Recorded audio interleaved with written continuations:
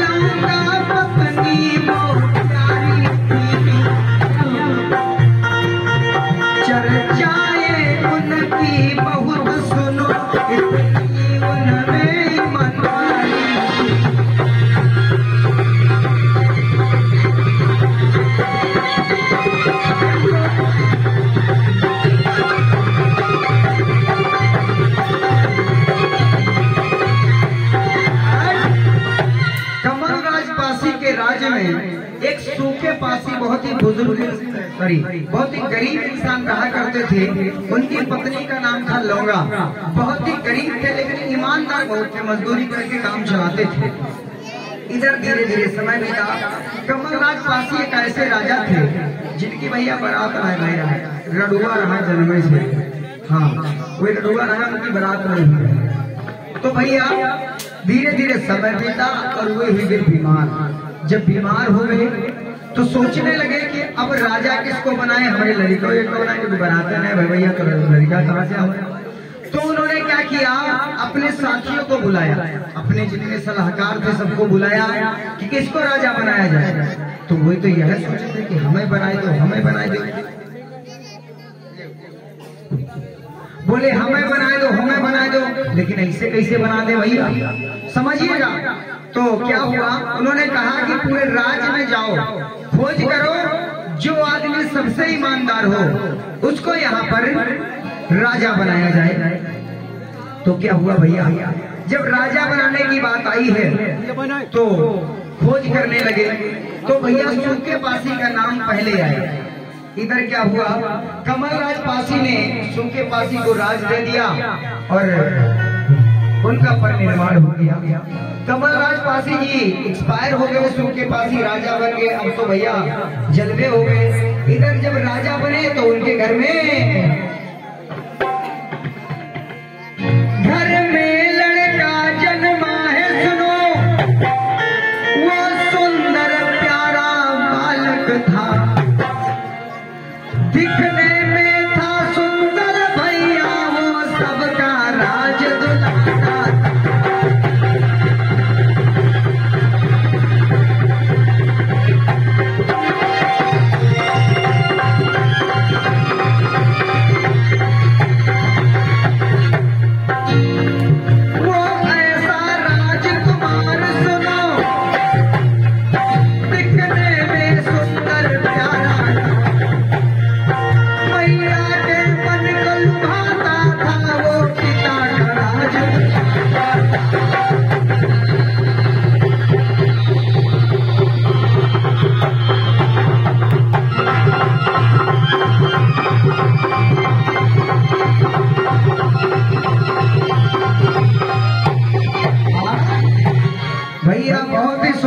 बच्चा है उसका नाम रखा गया चीता। चीता चीता उसका नाम रखा गया चीता। धीरे धीरे समय बीता, धीरे धीरे समय बीता भैया, लड़का बड़ा होने लगा तो शिक्षा के लिए उसको भेजा गया। समझिएगा उस समय पर इतना ज्यादा कब्जा नहीं हो पाया था। शिक्षा के लिए जब भेजा गया तो उस समय पर लखनऊ में लाखन पासी का राज चल रहा था। तो लाखन पासी के यहाँ गए तो वहां पर उन्होंने भैया तलवारबाजी सीखी। फिर वहां से धीरे धीरे बड़े हुए, करीब 7-8 साल के जब हुए तो वहां से गए बिजनौर, जहां पर बिजली पासी का राज था। वहां पर धनुर्विद्या सीखी। फिर वहां से वापस आए और वहां से वापस आने के बाद यहाँ पर करीब 17-18 साल की उम्र में उनकी शादी की गई, जो कि समझिएगा कि जब शादी हुई है चीता की रानी चंदा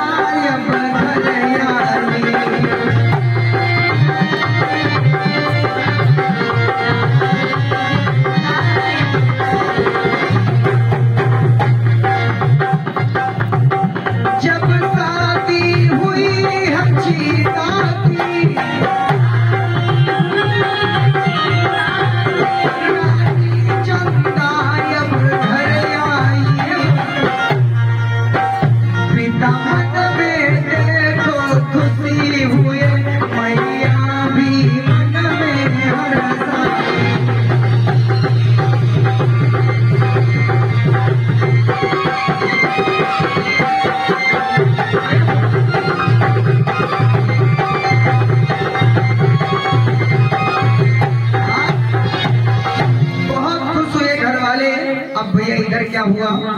इधर कहने लगे ठीक है बेटा, अब तुम्हारी शादी हो गई है, अब हमारे राज्य को संभालो। सूखे बोले तो बोले नहीं पिताजी, हमको आपका राज्य नहीं चाहिए, हम अपना खुद का राज्य बसाएंगे, क्योंकि वो बेटा अच्छा नहीं होता जो पिता की जमीन पर खूब फूले कि हमारे पिताजी के पास है तो हमें मिलवे करे। बेटा तो वो होता है कि पिता की तो रहे लेकिन खुद की अलग बनाए पहचान, वो बेटा होता है। तो कहने लगे फिर क्या करोगे भैया। वहां से निकले सिधौली गए। देखा सिधौली कहा तो एक का पहले नाम रहा सिद्धू खाली, सिद्धू। तो सिद्धू गए तो वहां पर 4-5 घर बसवाए, सभा लगाई, लोगों को इकट्ठा किया और बताया कि हमारे राज्य में किसी भी प्रकार की कोई कमी नहीं रहेगी, हर प्रकार से लोगों को प्रेम भाव से रहने की इजाजत मिलेगी, सभी रह सकते हैं। लेकिन वहां पर कुछ उनको पड़ता नहीं आया, 4-5 लोग बस पाए। तो वहां पर एक सिद्धू नामक व्यक्ति थे, उनको वो राज दे दिया। तो उन सिद्धू के नाम पर ही वो जगह सिद्धू पड़ गई थी, लेकिन बाद में भैया उसका सिधौली कर दिया गया। उधर से फिर इधर आए सीतापुर की तरफ। तो सीतापुर की तरफ जब आते हैं तो वहां पर बहुत बड़ी सभा लगाई, लोगों को बुलाया, इकट्ठा किया, कमलापुर से भी लोगों को बुलाया, उनके राज्य से भी बुलाया।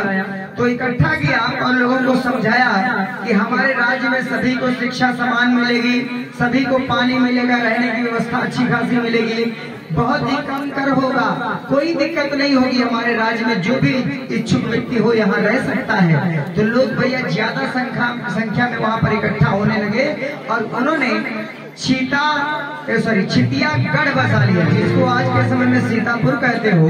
यही पहले छिटियागढ़ हुआ करता था, गौर करना हुआ।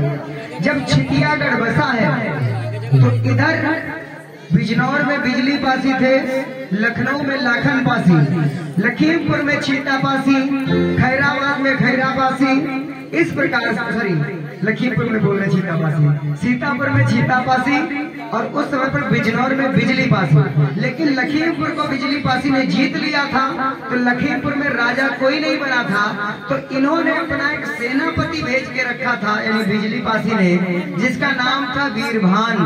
वो बीरभान यहाँ की देखरेख करता था, हमारे जिला की यहाँ की देखरेख करता था। लेकिन वो भैया था क्षत्रिय समाज से, मतलब ठाकुर समाज से था। तो वो इस मामले में रहता था कि हम ठाकुर हैं, हम क्षत्रिय हैं। वर्ण व्यवस्था का झलक चल रही थी धीरे धीरे, तो कह रहा था कि हम क्षत्रिय हैं तो हैं। अब उसका ये गुरूर था कि हम क्षत्रिय हैं तो हमें ये गुलाम कैसे, हम वो ये सोच रहा था कि हम क्षत्रिय हैं तो हम इनके गुलाम कैसे हैं, हमको राजा बनना चाहिए। अब वो लखीमपुर की जनता के बीच में जाता और उनको यही बताता कि हम ही राजा हैं, तुम्हारा राजा बहुत खराब है, हमेशा पत्नी के पास नहीं रहता है, राज्य की बात नहीं सुनता है, राजा बहुत बेकार है, हमेशा शराब पिए रहता है। लेकिन ध्यान नहीं रखिएगा, उस समय के जो पासी वंश के राजा थे शराब से बिल्कुल मुक्त रहा करते थे। ये बात उनको पता चली तो बिजली पासी को तो उनको भरोसा नहीं हुआ। वो क्या करते हैं, अपने आप से जैसे वैसे कपड़ा पहन लिए भैया, खुद चेक करने के लिए जब यहाँ पर आए तो लोगों ने खुद बताया कि ये वीरभान जो राजा साहब हैं ये बताया करते हैं कि राजा साहब बहुत खराब है। हम तो भैया देखे नहीं है, तो हम जानित नहीं है, राजा साहब बहुत खराब है, शराब पियत है, लोगों की सुनत नहीं है, तो हमारे लिए तो भैया बहुत खराब है। जब ये बात सुनी है तो वीरभान को भैया नौकरी से निकाल दिया। अब वीरभान को लगा गुस्सा, अब सोचने लगा अब इसको हम जीवित नहीं छुड़वाएंगे क्योंकि अब हमको राजा बनना है। बताओ, हम कम से कम धाक जमा रहे थे और हमें नौकरी चली गई, मतलब न खुदा मिला न मिसालें सुन, ना इधर के रहे न उधर के हम। अब ये सोचने लगे क्या करें भैया, एक कुर्सी गलत आवाज लगाते हैं कि लिखिया को चिट्ठी लिखाने के लिए। माइक दे,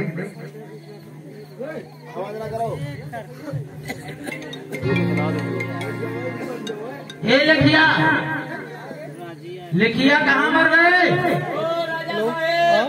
जल्दी से आओ, एक चिट्ठी लिखना है तुम्हें।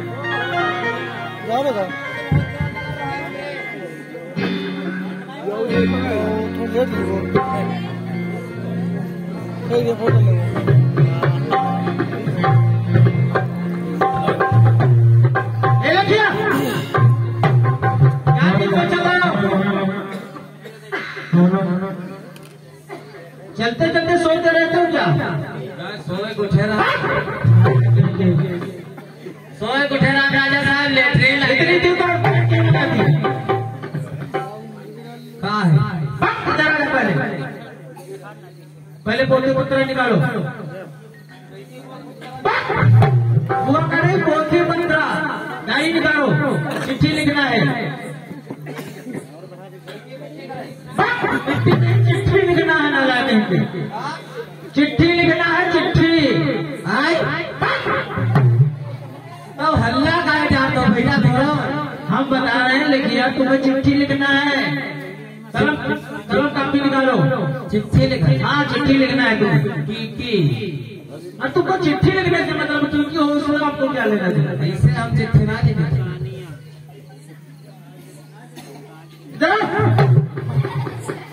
कहाँ जा रहे हो उधर? चिट्ठी लिखा। वहाँ कौन चिट्ठी लिखवाएगा तुमसे? नितिन भैया से लिखवाने जा रहे हो? अरे ठीक लागत है यार। चलो चिट्ठी लिखो। क्या लिखेगा? कापी निकालो, जितना बोल रहे उतना करो। उतना बड़ी बात है, झापड़ में बने सुधर दिए।